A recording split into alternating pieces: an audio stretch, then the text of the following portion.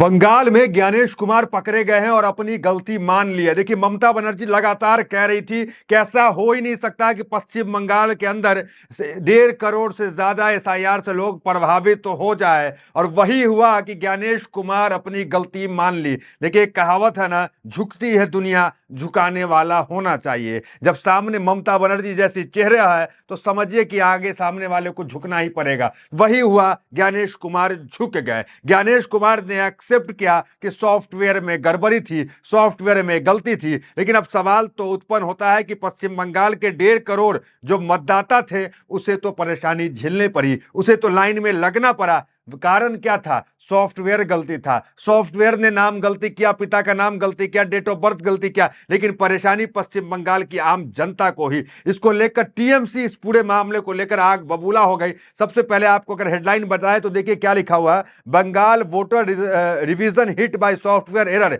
EC officials accept. तो चुनाव आयोग ने एक्सेप्ट कर लिया कि उनका अपना सॉफ्टवेयर जो है वो गड़बड़ था, जिस कारण से लॉजिकल डिस्क्रिपेंसी में जो नाम आए हैं, तो कई कई नाम ऐसे आए हैं जो इनके सॉफ्टवेयर ने गलती कर दिया। लेकिन परेशानी तो उठानी पड़ी ही। लेकिन वो ममता बनर्जी पश्चिम बंगाल के लिए लड़ रही थी, आज लड़ते लड़ते ममता बनर्जी को एक सफलता मिली कि आज ज्ञानेश कुमार झुके और एक्सेप्ट किए। देखिए, इस मामले को लेकर अब टीएमसी जो है सीधा सवाल उठा रही है। और टीएमसी का सवाल क्या है, जरा देखिए। पहला सवाल है, चुनाव आयोग के लिए यह रहस्यमयी सॉफ्टवेयर किसने बनाया जो सही वोटर्स के नाम हटा देता है? तो यह रहस्यमयी सॉफ्टवेयर क्या दिल्ली में बना? क्या यह रहस्यमयी सॉफ्टवेयर किसी पार्टी हेडक्वार्टर में बना जो नाम को हटा दे रहा है पश्चिम बंगाल के मतदाताओं के? पहला सवाल टीएमसी उठा रही है इस मामले पे। दूसरा सवाल, इलेक्शन कमीशन ने यह जानते हुए भी कि यह खराब है, इस सॉफ्टवेयर का इस्तेमाल बंद क्यों नहीं किया? देखिए, इंग्लिश में लिखा हुआ पूरा ट्वीट। जब इलेक्शन कमीशन को पता था कि यह सॉफ्टवेयर खराब है,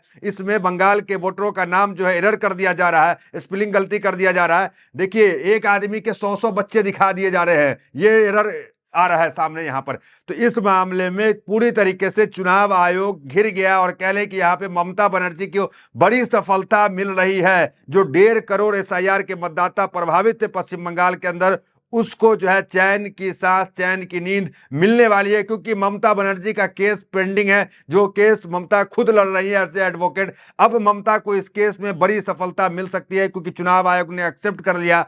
क्या एक्सेप्ट किया? कि सॉफ्टवेयर में गलती है। देखिए, कहा क्या कह रहे हैं टीएमसी, जमीन पर एसआईआर में हेराफेर करने की अपनी कोशिश में नाकाम रहने के बाद बीजेपी नियंत्रित चुनाव आयोग दिल्ली में बैठकर चुनाव अधिकारियों को बाईपास करके वोटर्स के नाम हटाने के लिए एक सॉफ्टवेयर का इस्तेमाल कर रही है। तो टीएमसी बड़ा आरोप लगा रही है कि पश्चिम बंगाल में जमीन में उतर के तो वो हेराफेरी बीजेपी नहीं कर पा रही है। मतलब टीएमसी के कार्यकर्ता इतने एक्टिव है, टीएमसी के नेता इतने एक्टिव है कि वहां हेरफेर आप नहीं कर पा रहे हैं। जनता वहां की इतनी एक्टिव है, बंगाली जनता, लेकिन आप जो है दिल्ली में बैठ के सॉफ्टवेयर से जो है नाम हटवा देने का काम कर रहे हैं। यही कारण है कि 1.5 करोड़ से ज्यादा एसआईआर को लेकर के बंगाल में लोग प्रभावित हैं, लाइन में लग रहे हैं, कई जाने चली गई हैं। ये तमाम तर्क ममता बनर्जी लगातार तो दे ही रही है। देखिए हेडलाइंस देखिए, बंगाल में एक व्यक्ति के 389 बच्चे तो 7 के 100 से ज्यादा। मतलब एक आदमी के 389 बच्चे कैसे हो जाएंगे भाई? कोई महापुरुष हो, 56 इंच वाला हो, उसके भी नहीं हो पाएंगे 389 बच्चे। अब ये देखिए, और 7 ऐसे लोग हैं जिनके 100 से ज्यादा बच्चे हैं। ऐसे ऐसे जो एंट्री जो है सॉफ्टवेयर ने किया हुआ है, जरा सोचिए आप कितना खतरनाक है। एक सॉफ्टवेयर की गलती से, आपकी गलती से एक राज्य की जनता प्रभावित होगी, एक राज्य की सरकार तक प्रभावित हो सकती है चुनाव समय में। आप उस वोटर हटा देंगे अगर उसका आप किसी सॉफ्टवेयर से। तो देखिए, रहस्यमयी सॉफ्टवेयर से वोटर्स का नाम हटा रहा चुनाव आयोग, एसआईआर पर टीएमसी का नया दावा। तो टीएमसी लगातार हमला कर रही है, टीएमसी लगातार इस मुद्दे को उठा रही है। पूरा हेडलाइंस इसी को लेकर के चल रहा है कि ये रहस्यमयी सॉफ्टवेयर कहां से आया, कहां से चल रहा है। दिल्ली के से तो नहीं चल रहा है, कोई पार्टी कार्यालय से तो नहीं चल रहा है। तो ये रहस्यमयी सॉफ्टवेयर जिसने खुद ही कबूल किया चुनाव आयोग ने कि सॉफ्टवेयर से गड़बड़ी हुआ। आगे देखिए, 389 लोगों का एक ही बाप, दूसरे की 310 संतान। बंगाल में एसआईआर खेला ऐसा खेल, धूम मचाएगा, आपका दिमाग भी उड़ जाएगा। तो कुल मिलाकर पूरा मामला हर तरफ हेडलाइन। एसआईआर पर चुनाव आयोग की फिर किरकिरी, अमर्त्य सेन को नोटिस भेजा तो टूट पड़े लोग। देखिए, ऐसे ऐसे लोगों को, देखिए ममता बनर्जी ने एक बार कहा था कि चुनाव आयोग का बस चले तो जो महापुरुष हैं स्वामी विवेकानंद जैसे, उनको जो नोटिस, अगर जिंदा रहते तो उनको नोटिस भेज देता चुनाव आयोग। नोबेल पुरस्कार जिनके पास है उनको जो है वो नोटिस भेजा गया कि आप साबित कीजिए कि आप हिंदुस्तानी हैं। देखिए क्या नोटिस में एसआईआर के लिखा था नोबेल पुरस्कार वाले को, आपके घोषणा पत्र के अनुसार आपके और आपके माता पिता के बीच आयु का अंतर 15 वर्ष से कम है, जो कि सामान्यतः अपेक्षित नहीं है, और इसके पीछे एसआईआर और मतदाता सूची के संदर्भ में इसे दस्तावेज के माध्यम से स्पष्ट करने की जरूरत है। इसमें यह भी लिखा गया है कि सुनवाई 16 जनवरी और 12 बजे होगी। मतलब नोबेल पुरस्कार को इस तरह से चिट्ठी दी जा रही है कि भाई 16 तारीख को हाजिर हो जाइएगा कार्यालय में, क्योंकि आपके माता पिता का जो है, आपकी उम्र में और आपकी माँ के माता पिता की उम्र में 15 साल का ही डिफरेंस है। यार पहले का समय है, पहले कब शादी होती थी नहीं होती थी उसको लेकर के जो है, देखिए क्या लिखे हैं, अब नोबेल पुरस्कार विजेता और देश के शान अमर्त्य सेन को भी नागरिकता का सबूत देने के लिए नोटिस भेजा जा रहा है।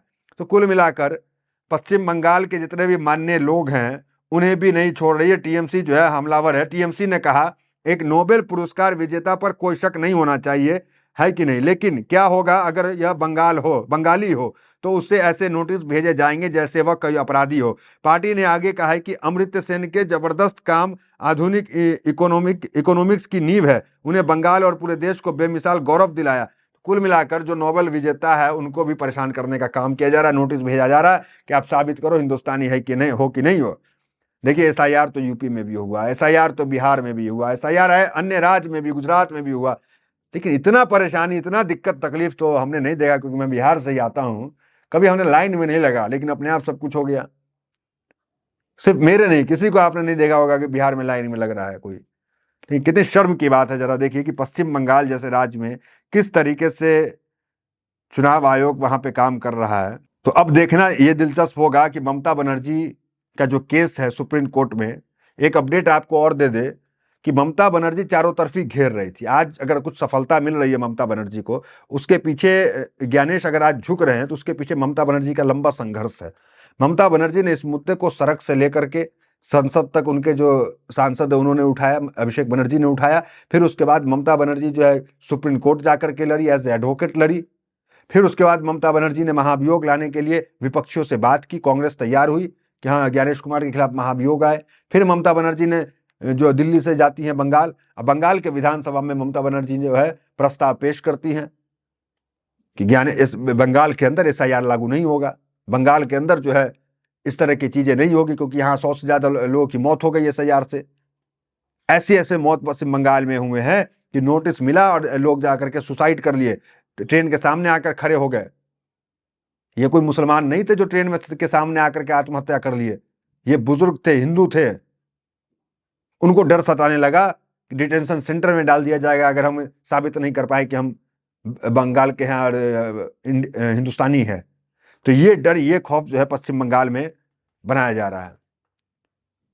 देखिए ममता बनर्जी को हराने के लिए बीजेपी के पास कोई ऐसा ममता के खिलाफ ठोस चीज नहीं है जो वो ममता के खिलाफ इस्तेमाल कर सके। ईडी सीबीआई तो इस्तेमाल हो ही नहीं सकती, क्योंकि ममता के पास ना कोई घोटाला है, न ममता के पास कोई ऐसी कोई फाइल है ममता के खिलाफ, कुछ भी नहीं है। एक साफ सुथरी छवि, एक साधारण जिसने राजनीति को ऐशो आराम का जरिया नहीं समझा, जिसने राजनीतिक सफलता को हेलीकॉप्टर और बंगले का आराम करने का माध्यम नहीं समझा, राजनीति को सिर्फ सेवा समझा है। यही कारण है कि ममता बनर्जी आज टिकी हुई है, ममता बनर्जी आज लड़ रही हैं, और अब चुनाव आयोग ये एक्सेप्ट कर रहा है कि सॉफ्टवेयर में गलती थी। तो फिलहाल इस वीडियो में इतना ही, मिलते अगले वीडियोस के साथ। बहुत बहुत धन्यवाद।